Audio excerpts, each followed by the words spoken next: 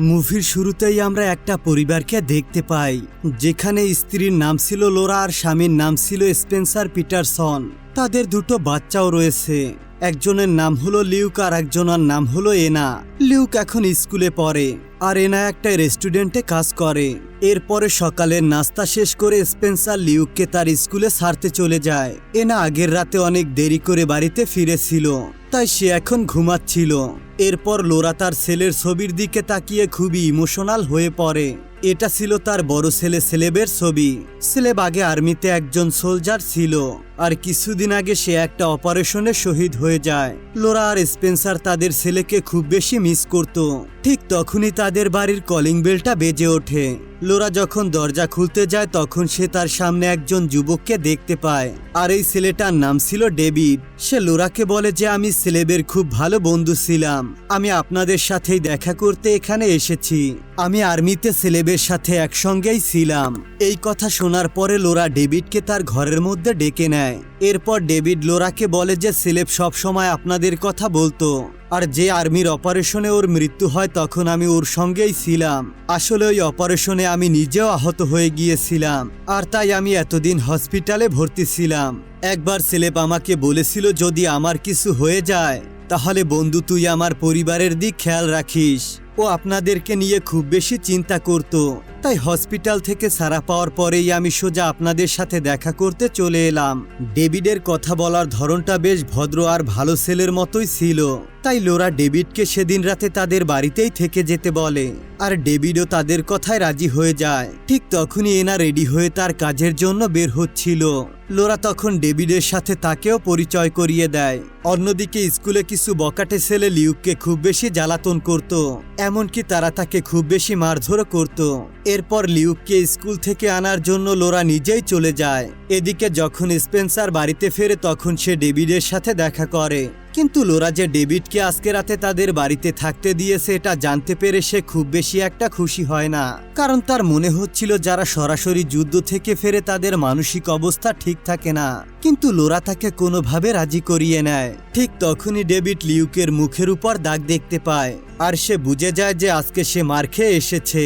এরপর ডেভিডকে থাকার জন্য সেলেবের ঘরটাই দেওয়া হয়। ডেভিডের চেহারা আর তার হাবভাব দেখে এমনটা মনে হচ্ছিল যে সে কিছু একটা লুকাচ্ছে। এরপর আমরা এনাকে দেখতে পাই যে তার বয়ফ্রেন্ড জেকের সাথে ছিল। আসলে জেক খুবই নেশা করতো আর ড্রাগস কেনা বেচাও করতো। এনা তখন জেককে ডেভিডের ব্যাপারটা জানায়, কিন্তু জেক সেই কথায় খুব বেশি একটা পাত্তা দেয় না। সে এনাকে বলে যে কালকে রাতে আমরা একটা ক্রিস্টিনার পার্টিতে দেখা করব। এই সময় স্পেনার ডেভিডের সাথে বসে ফুটবল ম্যাচ দেখছিল।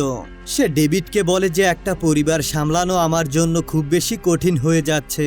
অফিসে আমার প্রমোশন হওয়ার কথা ছিল, কিন্তু আমার জায়গায় অ্যালান নামের একজনকে প্রমোশন দিয়ে তাকে ম্যানেজার বানিয়ে দেওয়া হয়েছে, অথচ আমি ওই কোম্পানিতে খুব মনোযোগ দিয়ে কাজ করছি, আর এখন তো আমার স্যালারি বাড়ারও কোনো আশা নেই।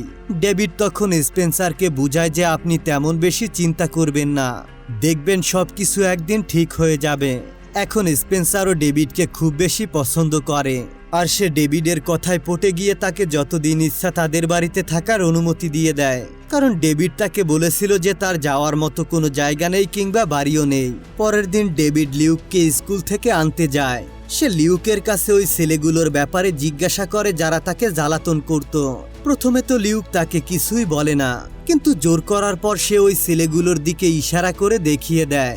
বেশ আর কি চাই। ডেভিড সোজা গিয়ে ওই ছেলেগুলোর পিছু নেয়। ওই ছেলেগুলো তখন একটা বারে ঢুকছিল।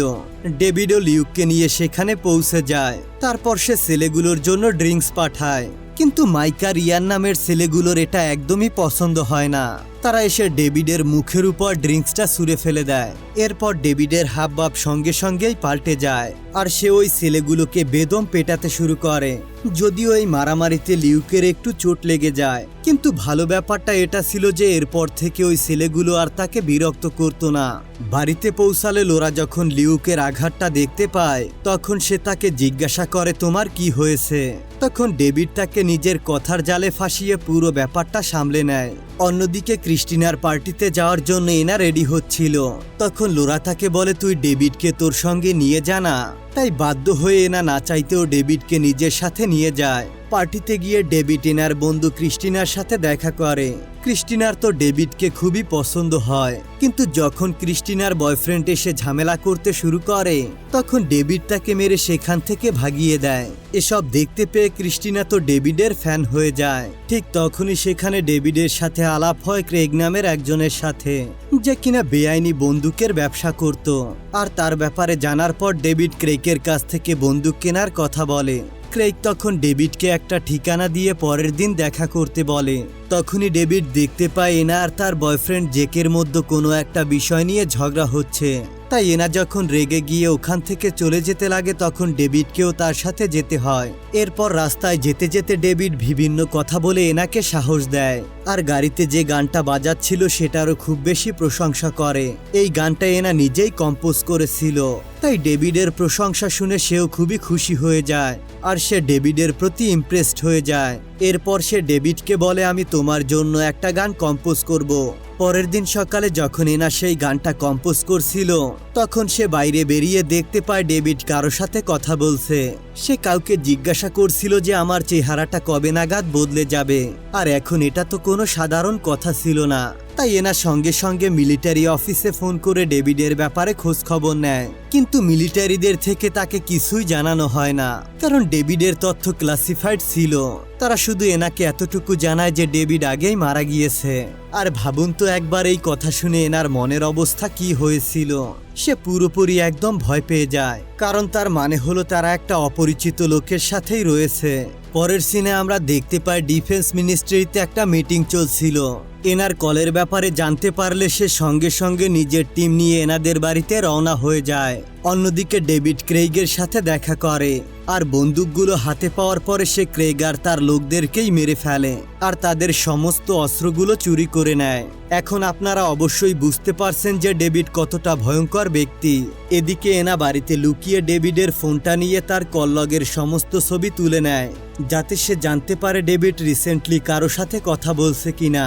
এরপর সে ফোনটা আবারও ডেভিডের ঘরে রেখে আসে। এখন এনার মনে ডেভিডকে নিয়ে পুরোপুরি সন্দেহ বাসা বেঁধেছে।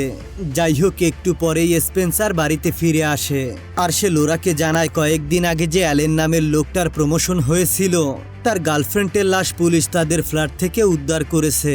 পুলিশের ধারণা অ্যালেন প্রথমে তার গার্লফ্রেন্ডকে গুলি করে, তারপর সে নিজেকে শুট করে শেষ করে দিয়েছে। বন্ধুরা, আপনাদের নিশ্চয়ই মনে আছে যে স্পেন্সার ডেভিডকে অ্যালেনের ব্যাপারে বলেছিল যে কিভাবে তার প্রমোশনটা অ্যালেনকে দিয়ে দেওয়া হয়েছিল। এখন যেহেতু অ্যালেন মারা গিয়েছে তাই তার পজিশনটা স্পেন্সারকেই দিয়ে দেওয়া হয়, আর তার স্যালারি আগের থেকে বেড়ে যায়। এই খবরটা স্পেন্সার ডেভিডকেও দেয়। ঠিক তখনই এনার কাছে জেকের ফোন আসে। সে তাকে ক্রেইগের মৃত্যুর খবর দেয়, কিন্তু তখনই সে দেখতে পায় যে পুলিশ তার গাড়ির পিছু করছে। তাই সে ফোনটা কেটে দিয়ে সেখান থেকে পালাতে শুরু করে। অন্যদিকে ডেভিড আর লিউক একসাথে হ্যালোইনের প্রস্তুতি নিচ্ছিল। তখন লিউক দেখতে পায় যে ডেভিড একটা বিশেষ ধরনের ছুরি দিয়ে কুমড়ো কাটছে। লিউকের ছুরিটা তার খুব বেশি পছন্দ হয়, তাই ডেভিড তাকে ছুরিটা দিয়ে দেয়। তখনই এনা জানতে পারে যে জেকের গাড়িতে পুলিশ একটা বন্দুক পেয়েছে, আর সেই বন্দুকটা দিয়েই ক্রেগকে মারা হয়েছিল। এরপরে পুলিশেরা জেকের বাড়িতে তল্লাশি চালিয়ে অনেক ড্রাগস পায়।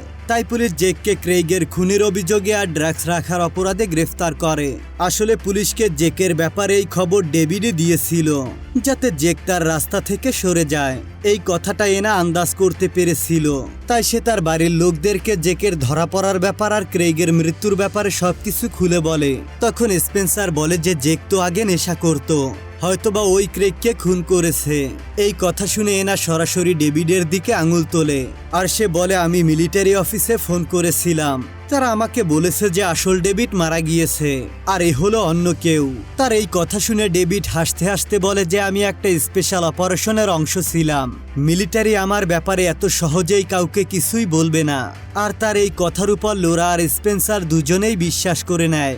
এরপর এনা রেস্টুরেন্টে তার বন্ধু ক্রিস্টিনার সাথে দেখা করতে যায়, আর তাকে সবকিছুই বলে দেয় যে তার ডেভিডকে সন্দেহ হচ্ছে। পরের দিন সে তার ভাই লিউককে স্কুলে সারাতে গিয়ে তাকেও বলে আমার ডেভিডকে সন্দেহ হচ্ছে। এরপর সে ডেভিডের ফোন থেকে পাওয়া একটা নাম্বার দেখিয়ে বলে যে এটা একজন ডাক্তারের নাম্বার যে প্লাস্টিক সার্জারিতে এক্সপার্ট। এই ডাক্তারের লাইসেন্স বাতিল হয়ে গিয়েছে, তাই বোঝাই যাচ্ছে যে সে টাকার জন্য বেআইনি সার্জারি করে। এনা চাইছিল যে লিউক যেন ওই ডাক্তারের ব্যাপারে খোঁজ খবর নেয়। স্কুলে যাওয়ার পরে লিউক নিজের কাজে লেগে পড়ে। তখনই ইয়ান আবার তার কাছে এসে তাকে বিরক্ত করতে শুরু করে, কিন্তু এবার লিউক সহ্য করতে না পেরে তাকে জোরে একটা ঘুষি মেরে দেয়। এই কারণে প্রিন্সিপাল লিউকের মাকে স্কুলে ডেকে পাঠান, আর তার সঙ্গে তখন ডেভিডও চলে আসে। প্রিন্সিপাল লিউককে স্কুল থেকে বের করে দেওয়ার হুমকি দেয়, কিন্তু ডেভিড উল্টো প্রিন্সিপালকেই ধমকাতে শুরু করে আর তার বিরুদ্ধে কেস করার হুমকি দেয়। তাই প্রিন্সিপাল লিউককে স্কুল থেকে বের করে না, বরং স্কুলের পর হ্যালোউইনের ডেকোরেশন করার শাস্তি দেয়। আর এসব দেখতে পেয়ে লিউকের মনে হয় যে ডেভিডই তার সবচেয়ে ভালো বন্ধু। তাই সে এনার সন্দেহর কথাটা ডেভিডকে বলে দেয়, আর এটাও জানিয়ে দেয় যে এনা এই ব্যাপারটা ক্রিস্টিনাকেও বলেছে। পরের সিনে আমরা দেখতে পাই ডেভিড লোরার কাপড় নাড়তে সাহায্য করছিল, কিন্তু ঠিক সেই মুহূর্তেই কারবার তার লোকদের নিয়ে সেখানে পৌঁছে যায়। সে লোরার কাছে ডেভিডের ব্যাপারে জিজ্ঞাসা করে, কিন্তু ততক্ষণে ডেভিড সেখান থেকে চলে আসে। তাকে দেখা মাত্রই কারবার আর তার লোকেরা ডেভিডের উপর গুলি চালাতে শুরু করে। ডেভিড তখন কারবারের দুজন লোককে গুলি করেই মেরে ফেলে। ডেভিড আর কারবারের মধ্যে এরপর এক ভয়ঙ্কর গোলাগুলি শুরু হয়। এসব দেখে লোরা চিৎকার করে বলতে থাকে এসব কি হচ্ছে। ডেভিড তখন তাকেও মেরে ফেলে। এরপর সে লোরার গ্যারেজ থেকে একটা গাড়ি নিয়ে পালিয়ে যায়। ডেভিড ততক্ষণে কারবারের সব লোকদেরকেই মেরে ফেলেছিল। এরপর রাস্তায় যেতে যেতে ডেভিড দেখতে পায় যে স্পেন্সার বাড়ির দিকেই আসছে। এরপর সে স্পেন্সারকেও মেরে ফেলে এবং সে সেখান থেকে পালিয়ে যায়। এখন কারবার জানতো যে ডেভিড এবার এনার পিছনেই যাবে, তাই সে সোজা এনার রেস্টুরেন্টের দিকে যেতে শুরু করে। একটু পরেই সেখানে ডেভিডও পৌঁছে যায়। সে যখন ক্রিস্টিনার কাছে এনার ব্যাপারে জিজ্ঞাসা করে, তখন সে বলে যে এনা এখান থেকে চলে গিয়েছে। এটা শুনে ডেভিড তাকেও গুলি করে মেরে ফেলে আর রেস্টুরেন্টের মধ্যে একটা গ্রেনেড ছুঁড়ে বিস্ফোরণ ঘটিয়ে দেয়। ডেভিড এসব করছিল কারণ সে নিজের পেছনে কোনো প্রমাণ রাখতে চাচ্ছিল না। ঠিক তখনই কারবার এনাকে তার মায়ের মৃত্যুর খবরটা দেয়। এরপর সে এনাকে ডেভিডের ব্যাপারে জানায়। আসলে ইউএস মিলিটারি তাদের কিছু সৈন্যদের উপর নিউরোলজিক্যাল এক্সপেরিমেন্ট করছিল, যাতে তারা আরো বেশি শক্তিশালী হয়ে ওঠে। কিন্তু ডেভিডের উপর এই এক্সপেরিমেন্টের প্রভাব একদমই অন্যরকম ভাবে পড়ে, আর এই এক্সপেরিমেন্টের ফলে সে খুব বেশি আক্রমণাত্মক হয়ে ওঠে আর মিলিটারি ফ্যাসিলিটিতে আগুন লাগিয়ে পালিয়ে যায়।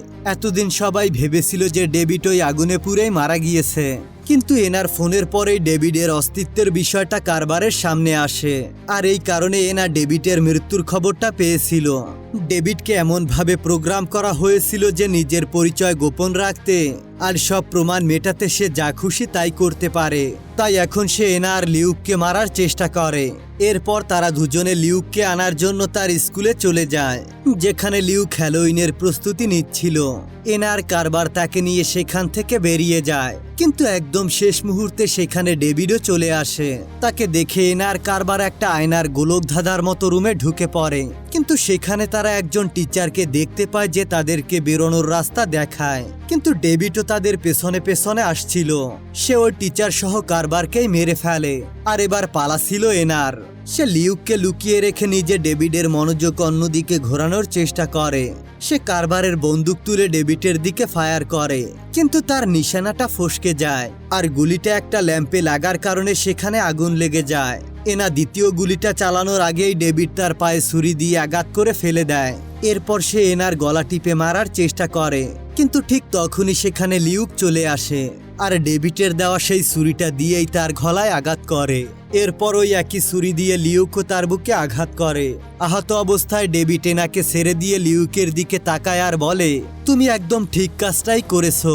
এরপর সে লিউকের দিকে একটা থামস আপ দেখিয়ে সেখানেই লুটিয়ে পড়ে। ততক্ষণে সেখানে আগুন লেগে গিয়েছিল আর এনা লিউককে নিয়ে সেখান থেকে বাইরে বেরিয়ে আসে। একটু পরেই ফায়ার ব্রিগেডের লোক চলে আসে, যারা নিজেদের মধ্যে কথা বলছিল যে ভেতরে তো মাত্র দুটো লাশ পাওয়া গিয়েছে।